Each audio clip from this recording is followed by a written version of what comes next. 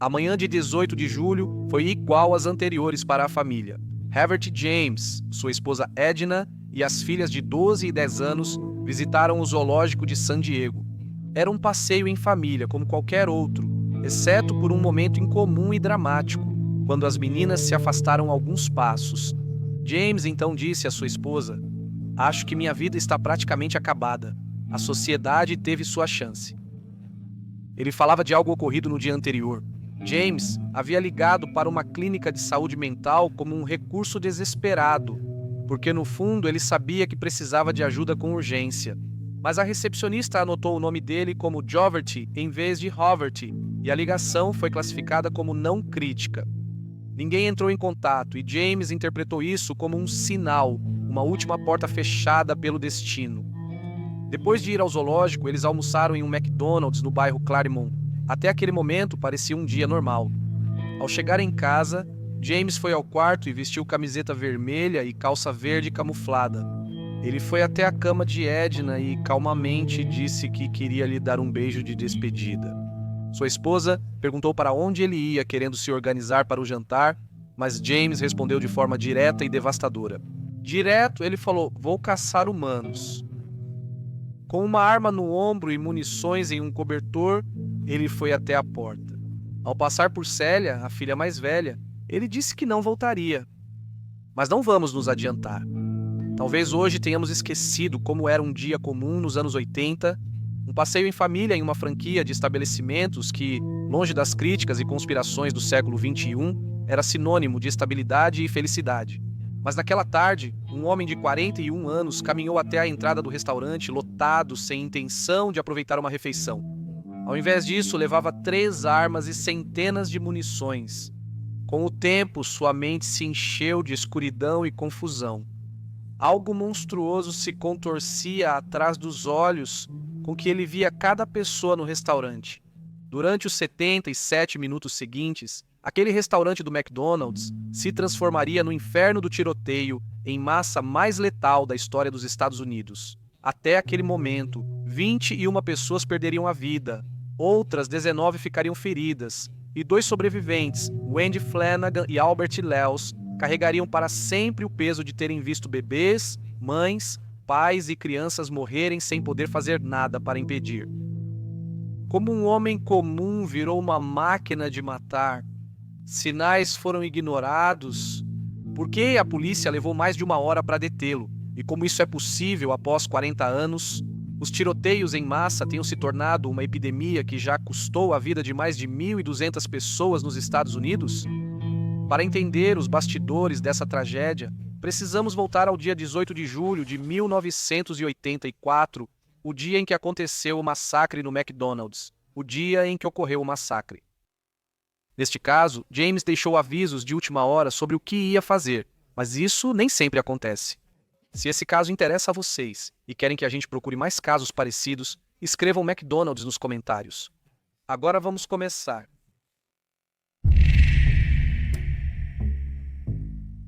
James Oliver Haverty nasceu em 11 de outubro de 1942 em Canton, Ohio. Desde pequeno, sua vida foi marcada pelo abandono e pela doença. Aos 3 anos, ele teve poliomielite e precisou usar aparelhos ortopédicos nas pernas por anos. A doença resultou em uma coceira permanente, tornando-se fonte constante de insegurança e ressentimento. Aos 8 anos, sua mãe deixou a família para virar missionária pentecostal no Arizona. Não houve anúncio dessa decisão. Ela apenas foi embora quando só James estava em casa. Horas depois, seu pai o encontrou soluçando no galinheiro da família. Ele cresceu como uma criança introspectiva e solitária. Seu único interesse era a prática do tiro ao alvo. Ele nunca se conectou com colegas de escola e, no ensino médio, sofria bullying devido à deficiência na perna, crenças religiosas extremas e dificuldades de socialização. Ele se formou em 1960, ficando em 51º entre 77 alunos. Inicialmente, ele estudou sociologia, mas depois se matriculou no Instituto de Ciências Mortuárias de Pittsburgh, formando-se com honras em 1964 como diretor funerário e embalsamador.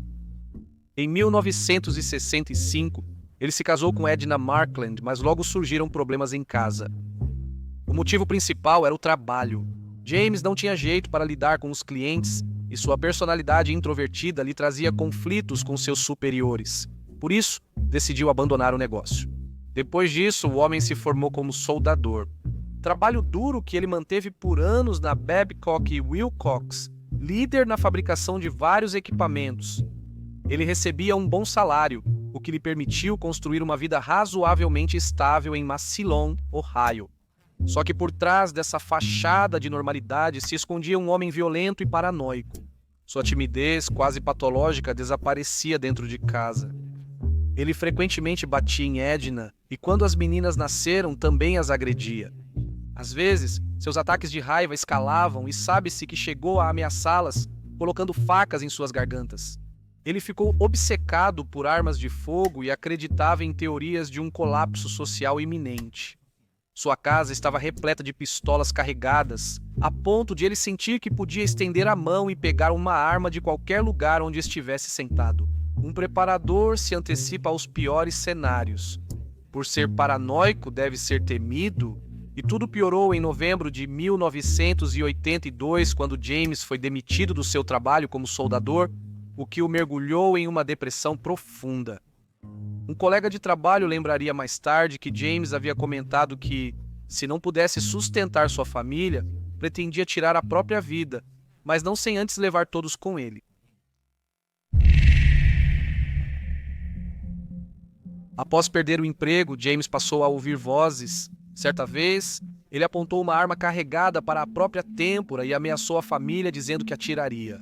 Sua esposa conseguiu acalmá-lo e fazê-lo largar a arma, mas ele disse a ela que o melhor teria sido deixá-lo atirar em si mesmo. O tempo provaria que ele estava certo. Desde então, James não achou mais emprego estável em Ohio, e a família vendeu tudo e foi para Tijuana, no México. Em outubro de 1983, James levou sua enorme coleção de armas, munições e suprimentos de sobrevivência, mas deixou todo o resto para trás. Nem passou pela cabeça de Edna sugerir que ele vendesse também as armas. Isso poderia ter causado um drama familiar. A mudança para o México também fracassou. James não falava espanhol nem conseguiu emprego. Após 3 meses de dificuldades financeiras e frustração, a família retornou aos Estados Unidos, mudando-se para o outro lado da fronteira, para San Isidro, um distrito de baixa renda, com uma população de 13 mil habitantes, a maioria de origem mexicana. Os Havert alugaram um apartamento nos Cottonwood Apartments e eram a única família anglo-americana no condomínio. James era notavelmente afortunado, grosseiro com os vizinhos, demonstrando uma xenofobia que não se preocupava em disfarçar. Conseguiu emprego como segurança em Chula Vista, mas em julho de 1984 foi demitido por baixo desempenho e instabilidade física. Ele tinha tremores nas mãos e braços, dores no pescoço que pioraram após um acidente e seu estado mental estava piorando, embora ninguém suspeitasse até onde essa queda emocional constante pelo escorregador da frustração o levaria. Até o dia em que se despediu da família pela última vez e saiu de casa armado até os dentes. E é assim que nossa história volta ao começo. Às 15h56 de 18 de julho, James Havert estacionou seu sedã Mercury Marquis preto no McDonald's da San Isidro Boulevard, a apenas 180 metros de seu apartamento. Ele desceu do veículo carregando uma pistola semi-automática Browning High Power de 9mm, uma carabina UCI, uma espingarda Winchester 1200 calibre 12 e munição suficiente para eliminar tudo o que cruzasse seu caminho. No restaurante havia 45 clientes, em sua maioria famílias mexicanas, que tinham ido almoçar. Os funcionários, quase todos adolescentes, atendiam às mesas e preparavam os pedidos. Era uma tarde comum de verão em um bairro operário. Havert entrou no restaurante e, sem hesitar, apontou sua espingarda para John Arnold, um funcionário de 16 anos a uma distância de 4,5 metros. O subgerente Guillermo Flores viu tudo. Só teve tempo de gritar um aviso para John, mas o garoto não teve tempo de reagir. Só que quando James Havert puxou o gatilho, o tiro não saiu. James parou para inspecionar a arma e não percebeu Neva Kane, a gerente de 22 anos, indo ao balcão. John Arnold, achando que o ataque era apenas uma brincadeira, começou a se afastar. Havert atirou sua espingarda para o teto e então apontou a UCI para Neva Cain. E então ele realmente abriu fogo. Um projétil atingiu a garota abaixo do olho esquerdo, Cain. Ela morreu minutos depois, tornando-se a primeira vítima do que seria o massacre mais mortal em um restaurante de fast food na história dos Estados Unidos. Quando a gerente caiu, Havert atirou em Arnold, ferindo-o no peito e no braço. Depois gritou, todos no chão. Testemunhas disseram que ele chamou os presentes de porcos imundos e imbecis vietnamitas, e afirmou que já tinha matado 1000 desses e que pretendia matar mais 1000. Vitor Rivera, de 25 anos, tentou persuadir Havert a parar. Foi um enorme erro. James atirou nele 14 vezes enquanto gritava para ele calar a boca. Rivera morreu, crivado de balas. No mesmo instante, o pânico se espalhou e também o frenesi assassino de Havert. Foram 77 minutos de horror que não parariam até que fosse tarde demais. James se dirigiu a um grupo que havia se encurralado em um canto. Eram 6 mulheres e crianças que não tiveram chance.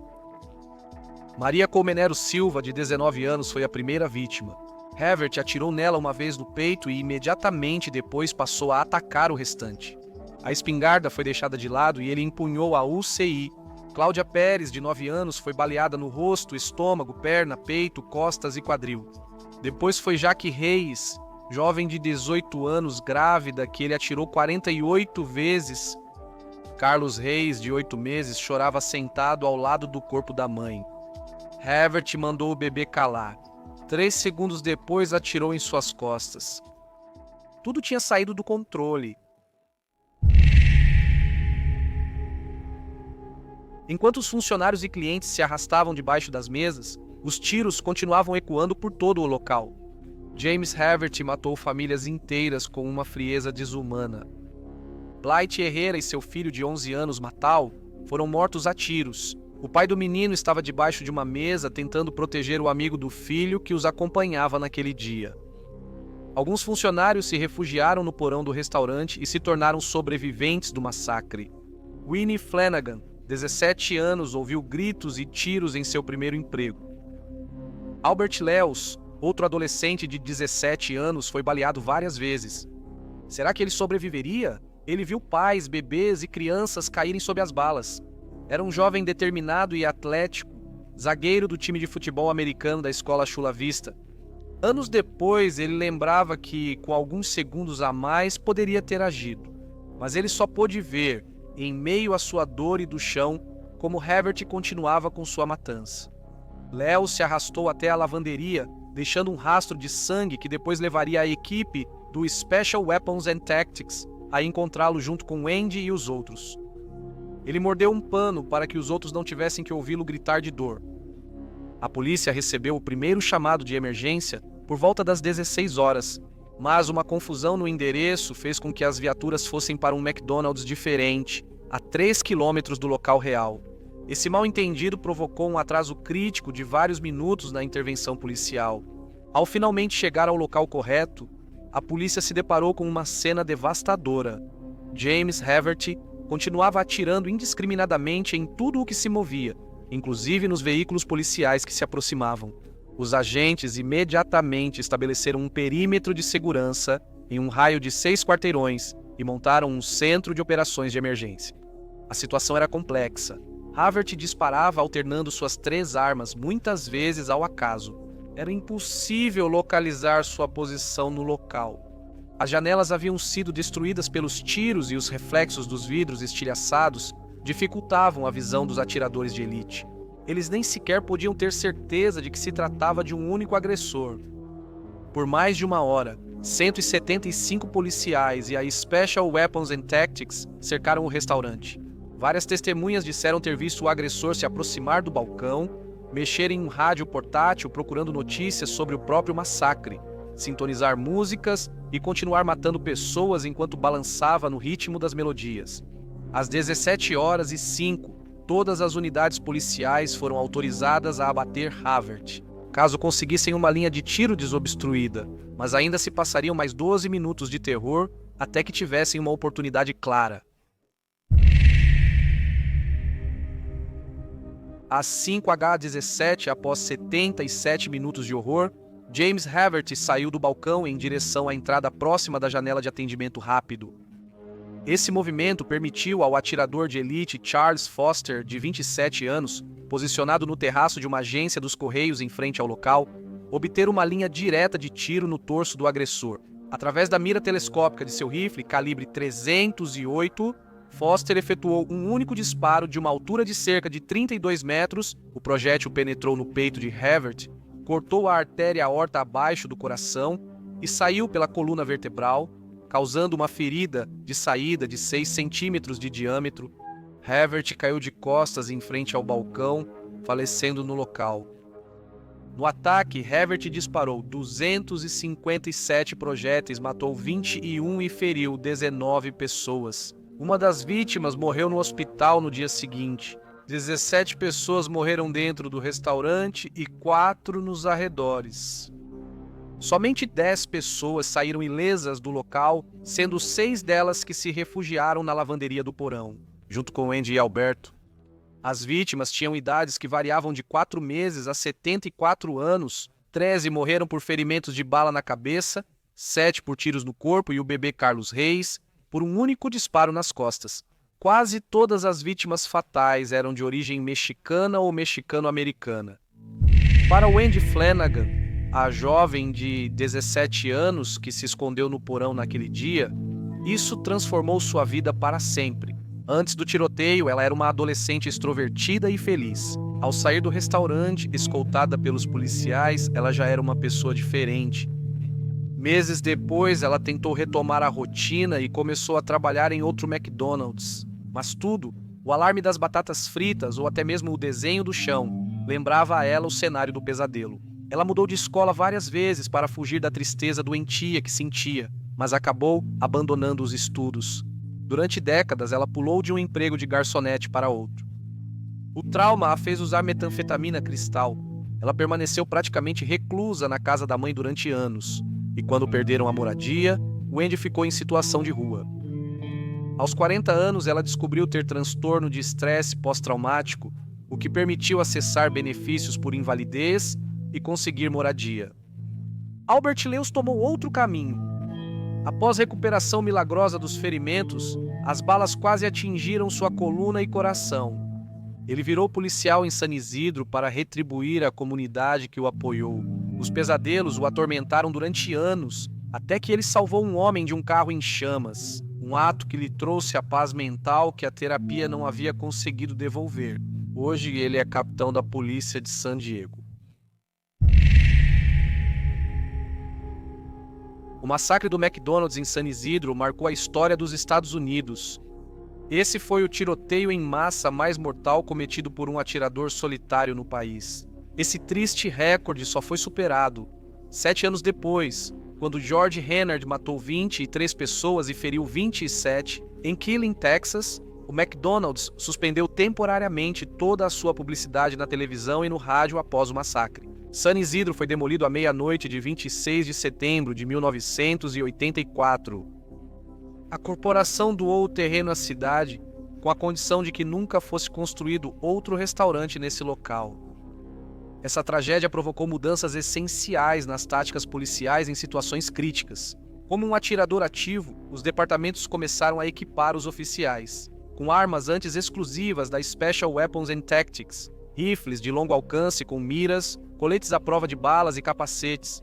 Foi dado treinamento e autorização aos oficiais para confrontar imediatamente os atiradores ativos, sem precisar esperar a autorização superior. Um monumento permanente foi inaugurado em 1990.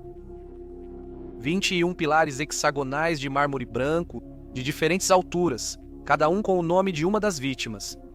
Desde então, mais de 1.200 pessoas morreram em ataques de atiradores nos Estados Unidos da América.